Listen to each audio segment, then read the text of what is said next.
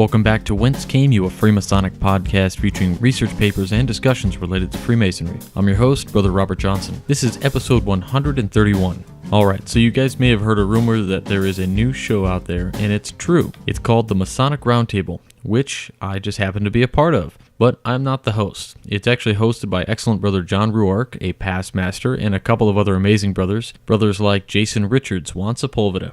That's right, two Masonic podcasters together on one program, and the millennial Freemason himself, Brother Nick Johnson.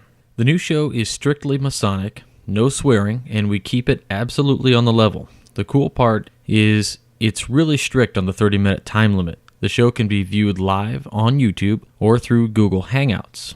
I believe the schedule is going to be on Tuesdays at about 10 p.m. Eastern, 9 p.m. Central. It might shift around a bit in time and day until things get squared away, but if there is a change, you will definitely see it on the Facebook page, or if you want, you can also follow on Twitter at Mason Roundtable. If you miss it live, it will of course be on YouTube syndicated, and also I will embed the episodes on wcypodcast.com.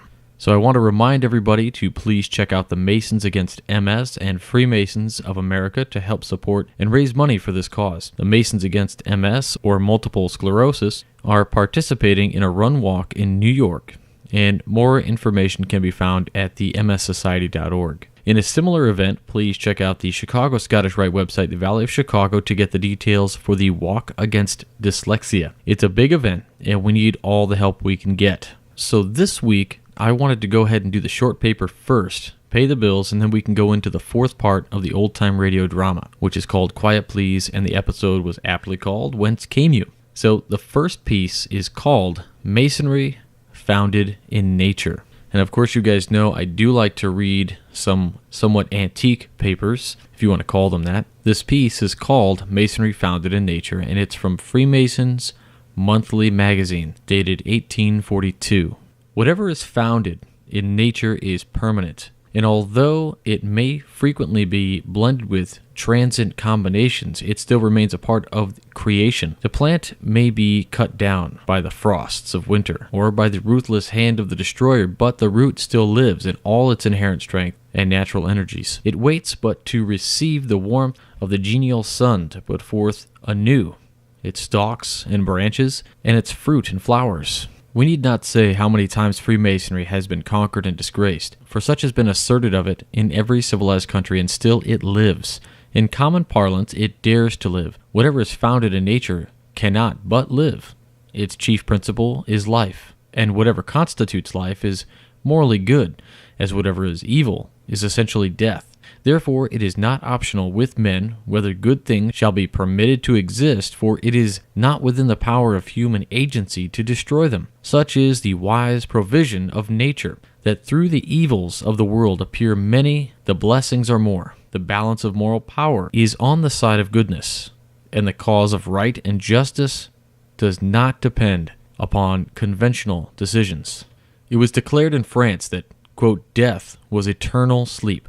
And what was the effect of such a vote upon the glorious doctrines of the morality of the soul? It was decreed by the monarch of all the Russias that the person who should presume to practice Freemasonry within his dominion should suffer death. Time soon developed his weakness and his folly. Politicians of every age and country have denounced the institution of Masonry as fraught with evils unnumbered and unlimited. But time has cut down these prophets and their prophecies as transitory and unnatural. Excitement is incident to party movements, and party measures are seldom dictated by that judgment which is guided by reason. Passion results in confusion, and confusion leads to error. Party discipline is never based upon the immutable principles of justice, and therefore no party succeeds in all its views and measures. There may have been many errors in the conduct of Masons and in the administrations of Masonry, but the principles of the institution are permanently good and will forever remain so. Nations may rise and fall, parties organize and reorganize and disorganize. Great minds act and react upon one another to the last hour of mortal strength. Injustice and cruelty may reign during the common period of human life. Still, the elements of all the fundamental laws of our moral nature remain unchanged. Institutions based upon these laws may be opposed, and even suspended in their operations, but never destroyed. We consider the evidence complete, which is confirmed by the scrutiny of the wise of past ages. The good men of different ages are independent of those prejudices which influence the good men of the same age, and whatever is the result of united wisdom thus collected may be regarded as in harmony with the laws of nature, and not in opposition to the will of nature's God. Masonry has been tried, judged, and proved. She has risen superior to her enemies in every age, and it is because of her inherent energies in truth, love, justice, and mercy. All parties, powers, and circumstances, and events in opposition to these are but the poisonous vapors of evil passions which flit in momentary glory, and then sink back to the unsubstantial confusion. Masonry is adapted to human nature, and so long as nature is true to herself, so long will Masonry prove true to man. Alright, I hope you enjoyed that. And I know it was a little bit longer, but I think it was worth it. It was a cool article. So I have to quickly mention, if you want to support this show, visit the website www.wcypodcast.com and click the Support the Show tab. There you will find a bunch of ways to support the show. It is a listener-supported show, so we have apps for your mobile device to listen to the show on the go, streaming. It also offers the papers that we read via PDF, as well as a Masonic wallpaper for your mobile device. Also, there are a few affiliates. The first being On It Labs. So if you're into healthy living and you want to have a little bit of an edge, check out their products. I use Alpha Brain and I love it. So click through those links and use the coupon code WCY at checkout and you'll get 10% off, and it sends a little bit back to us as well.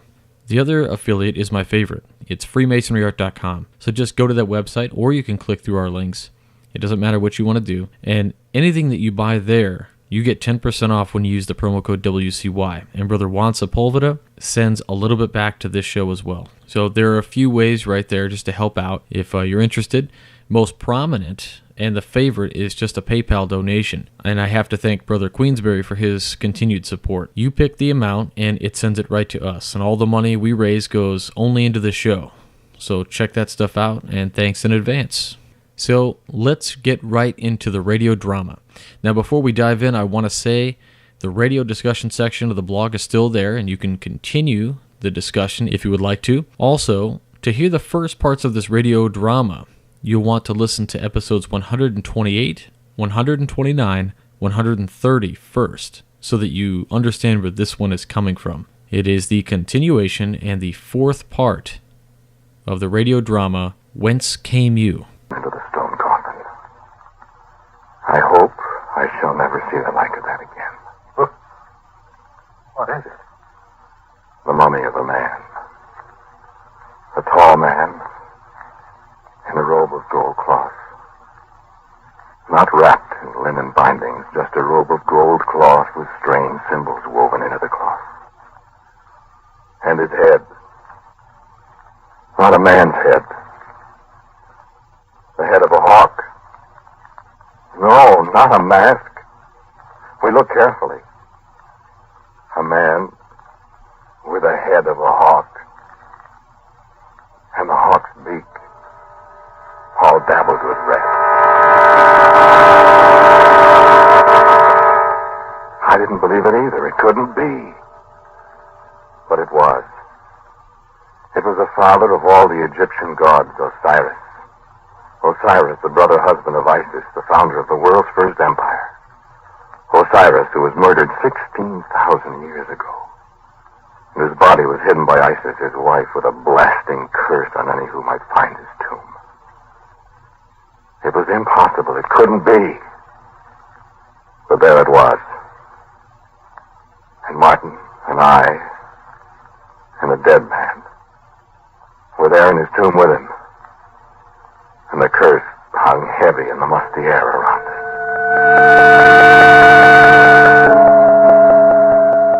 And then the first rays of the sun, reflected from something above us, stole down into the tomb. And I saw the pictures on the wall. I saw Osiris with his hawk's head. And the robe he wore and the mitre on his hawk's head was the same that the mummy wore in the casket. I saw Isis, his wife, weeping over the body of her murdered husband. And the beauty of the work of the long-dead artist was unbelievable. And I saw another picture. There was the daughter of Isis and Osiris. Yes. Yes, of course I could read the inscriptions. Yes. Of course I could recognize her face. I'd seen it before. In the lobby of Shepherd's Hotel.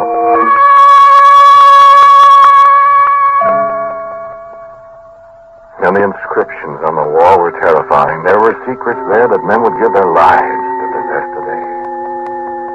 There were secrets there that we've only begun to imagine today.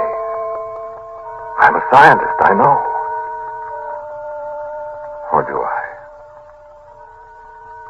We forgot the thing in the coffin. We forgot the thing on the floor. And it grew darker and darker in the tomb. And I read on and on. I stood before the painting of the one who was Osiris' daughter. Long black hair. Red lips that smiled at me. And my heart stopped at the inscription under the portrait. I read it over again. Be not afraid.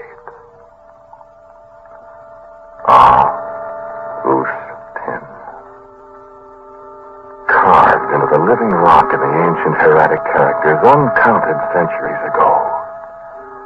Not by the hand of the artist. I knew who had carved my name there. Be not afraid, Austin. And I wasn't afraid at all when I discovered that the thing that was making a dock down there was a great slab of sandstone, slowly swinging around and down to imprison us all in the tomb that the wife of Osiris had cursed.